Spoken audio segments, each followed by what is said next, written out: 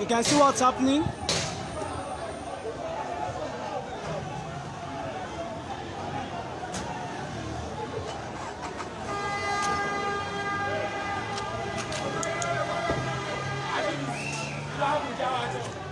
One mayor kan nu wa ni.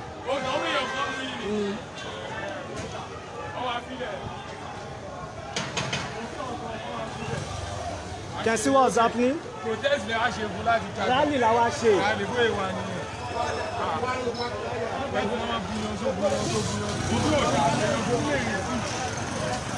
Wọ́n ṣe wà ní ẹ̀ tó bá gbé ètò sí kankan sí wọ́n ti rá ẹ̀jẹ̀ fún wọn. Ó tọ́ ni. Bá gbé ètò sí kankan sí wọ́n ti rá ẹ̀jẹ̀ fún wọn tí bóyá ẹ̀jẹ̀ náà kàn fún yà. Wọ́n ti ṣàlàyé fún ọdẹ ìbọn ti tọ́. Wọ́n ní sákẹ̀. Wọ́n sọ fún ọ̀dà àgbẹ̀ bẹ́ẹ̀ rọ̀ ní sá. Wọ́n ní sákẹ̀. Tọ́ọ̀ bá sọ́ọ̀tì mọ̀ pé ọlọ́pàá tẹ̀ náà ojú àní ọmú èèyàn wọn ni ókè ọmú lára wọn. wọ́n á ṣe rálì fún pé. Ẹ jọ ẹ mọ̀ nǹkan mo fẹ́ kẹ́ gbé mi kọjá ń bẹ̀. It's live now. I'm not running. Ma ṣe no we must stay at one place. ọkọ ti wọ ní station. No station no kọ̀ọ̀fẹ́ fọ́ sí sáyé. àwọn ọlọ́pàá ló náà yìí.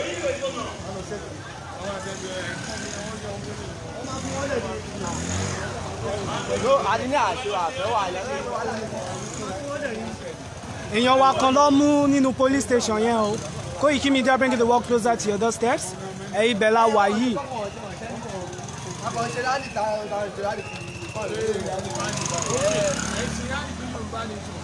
Ọwọ́ àwọn òpin ẹgbẹ́ pọ́ọ̀tì kan mí lọ́bí tó ní àárẹ̀ wọ́n ti sọ́ọ̀tà àárẹ̀ àlọ́. Lórí ìjọ kàkà ilé ìsìnlẹ̀ Haúsá rẹ̀. Ìgbà tá à ń bọ̀ wọ́n dá wa dúró nu mọ́tò a sọ̀kalẹ̀ a gbé síkà jáde a bẹ̀rẹ̀ rally bẹ́ẹ̀ gangan ní checkpoint. Tó bá yẹ pé Haúsá rẹ̀.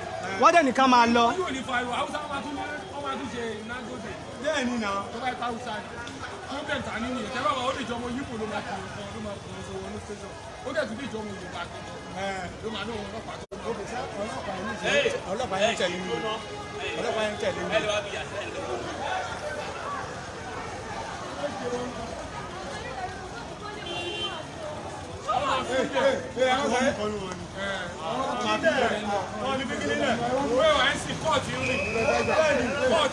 Àwọn èèyàn wò from every part of the world. Ẹ rí o àwọn ọlọ́pàá lọ́bẹ̀ ní kọ́ peaceful rally o ṣé ẹ rí wọn lọ́bẹ̀ ní kọ́ àdáàjá o. Onímọ́tò bàbá. Onímọ́tò kúrò bẹ́ẹ̀. Bàbá ẹ jẹ́ súpọ̀ mbẹ́. Bàbá onímọ́tò. Bàbá ẹ kúrò bẹ́ẹ̀. Bàbá ẹ gbà láti yọ̀ lọ́jọ́ lọ́wọ́ ẹ̀kọ́ lè rí ẹ kúrò bẹ́ẹ̀. Òwúrò ẹ rí ọlọ́pàá lọ́bẹ̀ sí ní yìnbọn lórí àjẹ peaceful rally ṣé ní Nàìjíríà jẹ́ olóyìnlẹ̀ tó ló kà bá ṣe kọ́ tó wù wá ni ṣẹ̀fẹ̀ ní democracy ni kí ló dé. Ẹ wo wọ́n ní fogun o Ṣàgámù òṣèré o Ṣàgámù òṣèré o mú ọ̀bà fẹ́ wà láwọn ìjà free everybody o.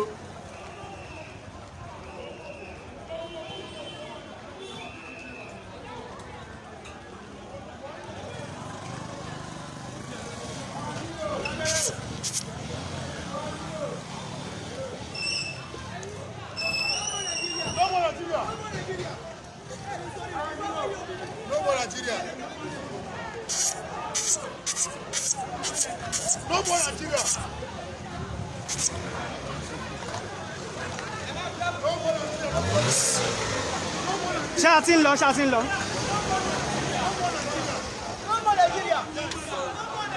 Nigeria is dead.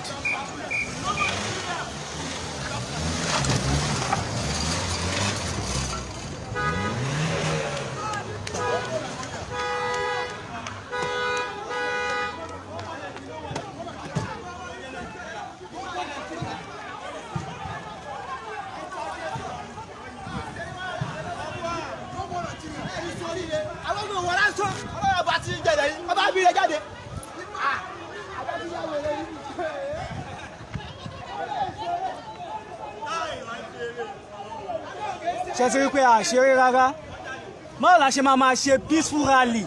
Tó máa mú yàn kan nu wa. This is nonsense. Kí ló dé? This is nonsense. Ó tó gẹ́. Ṣé crime ni láti ṣe peaceful rally ni? That's why we say this country is not working. Àwọn ọlọ́pàá, àwọn military wa, they are all slaves to the Fulanis.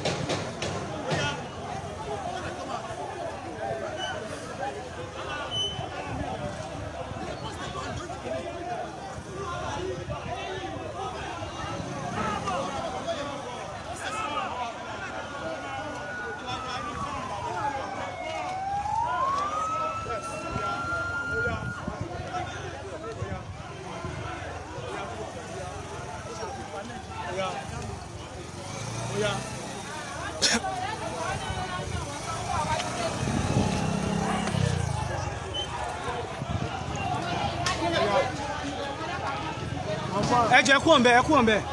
Okay.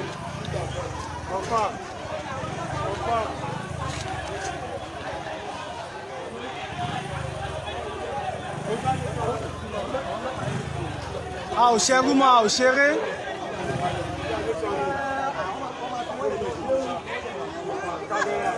Sadiki.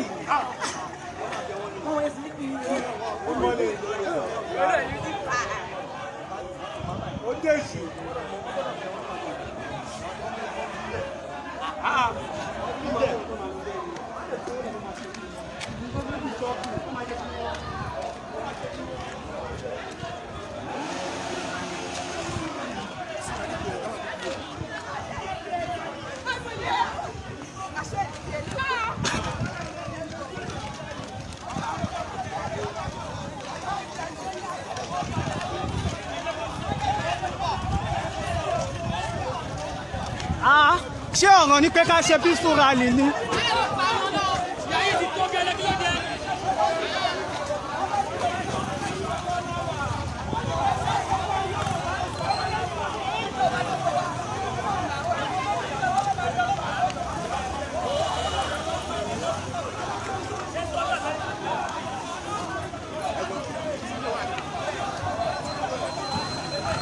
It's not a crime we do peaceful rally. Daddy, I'm not taking your face. I'm not taking your face. What is shoot us? What is shoot us?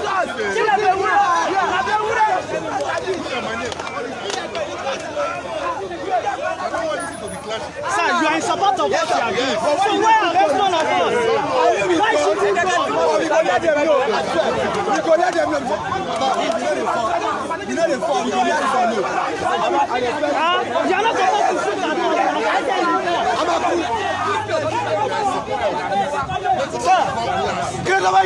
Sir, you people are not supposed to shoot at us. You don't know that. Sir, you know we were having this rally here. We have this video here. We have the video. They will deal with you, with the police that shot the gun. Yes. It's not supposed to. See mobile up by me. Since we're outside, we don't shoot anything. Have you seen police shoot anything? Nah, peaceful rally. You are doing a peaceful rally here. Don't take me home. I'm not, but you are in support of what you are doing. Yeah, that is it. That's what we want, but you are not supposed to shoot at us. We are fighting for you people. We are fighting for your life. To be calm. Yeah, my name. Your name, yes, I can see your name. I understand, sir. I understand. Just like this. I understand. But they are not supposed to shoot at us. It's not normal. Is this the DPO? Yes, we want to see him correct it.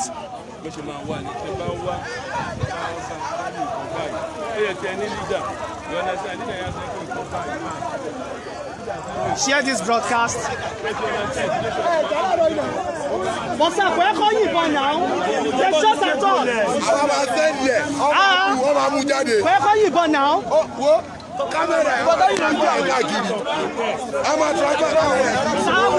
We are doing our rally here again. We have came here for a peaceful rally.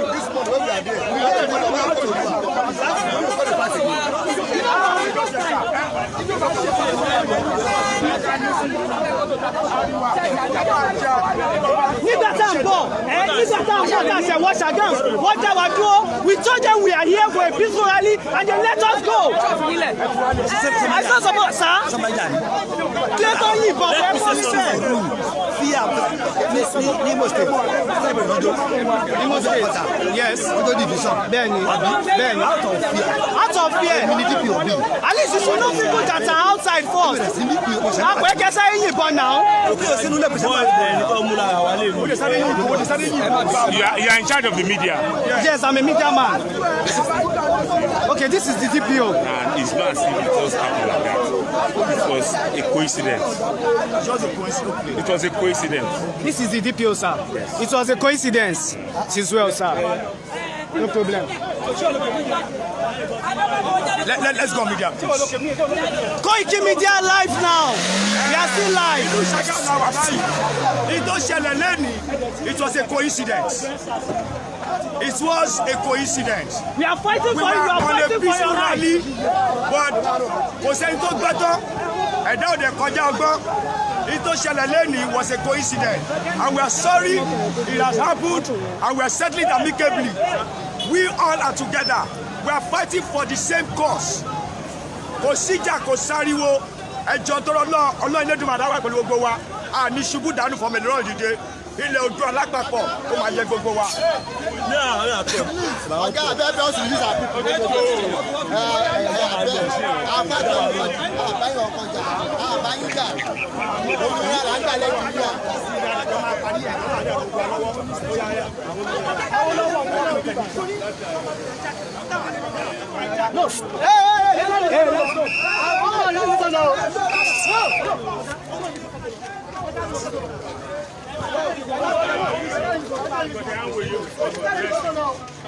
Wọ́n ní kò sí náà kankan.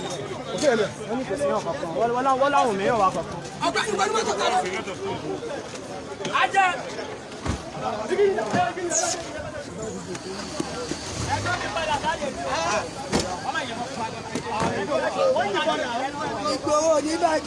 Àmì àṣẹ máa ń mi. Ọmọ òkúta mẹ́ta nìkó, ikọ̀ jẹ́ ní màá bọ́lẹ̀, ikọ̀ jẹ́ ní màá rà, ikọ̀ ní kò gbà tó bọ̀. Mo lọ́mọ ló mú mi débẹ̀. Stop, madam ń bọ̀. Kí ló ṣẹlẹ̀?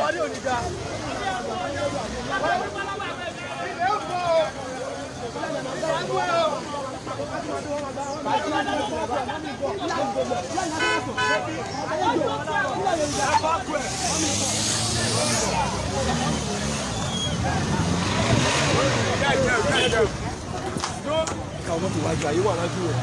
Ó yà náà wájú wọ́n ìgbà ṣe ilé Ẹ jọ ṣé table water yín tutù.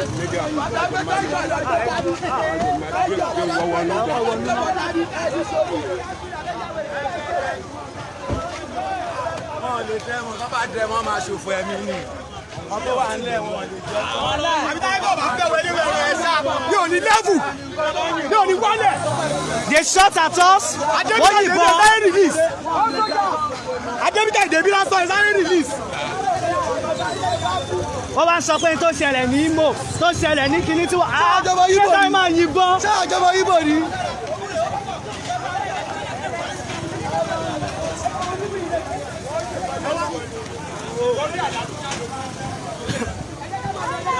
Ẹ jẹ́ ká move.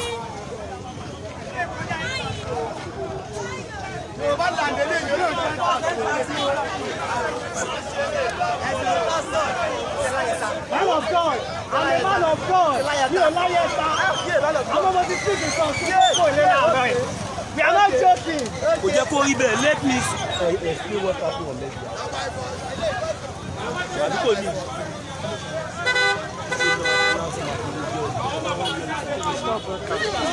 That is it. We are not joking. Ṣẹ̀rí báyẹn, a ṣeré rárá o. A ṣeré o. Àdìbò anybody. No more election. Ọlọ́pàá lọ́yìnbọn, ọlọ́mọ lọ́yìnbọn fún ẹ lọ́yìnbọn. Ẹgbẹ́ pàwọ́ àdé lọ́yìnbọn fún straight bullet. Tẹ́tẹ́ máa yí straight bullet náà. Mọ̀ pé wọ́n fọ́ máa bọ́ rẹ̀ bọ́. Wọ́n fọ́ mọ́ rẹ̀ bọ́ rẹ̀. Wọ́n fọ́ rẹ̀ bọ́ rẹ̀. Let's move. Tó bá kọ̀ lásùkọ̀ là. Move. Ní sóríire. Move.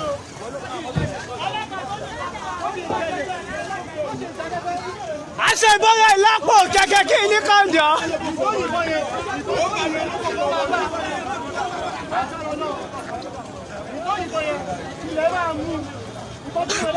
Ṣé wọlé. Ó yẹ kó mo jáde fún wa. We are fighting for you. We are fighting for your rights.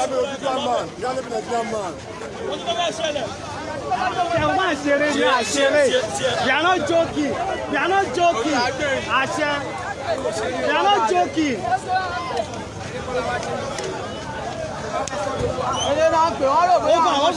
Over. Charlie Oscar Limanjani November serial reporting. Over.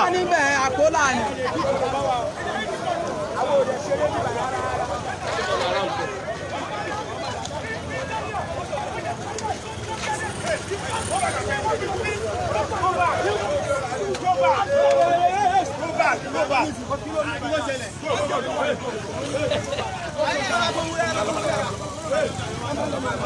Where you need it?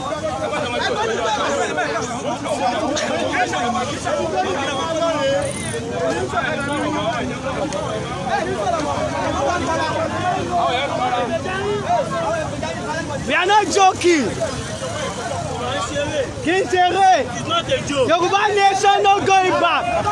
Yoruba nation is not negotiable. We are fighting for you people. We are fighting for your rights.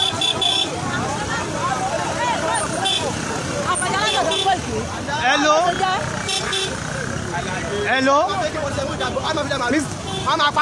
Mo wà sir.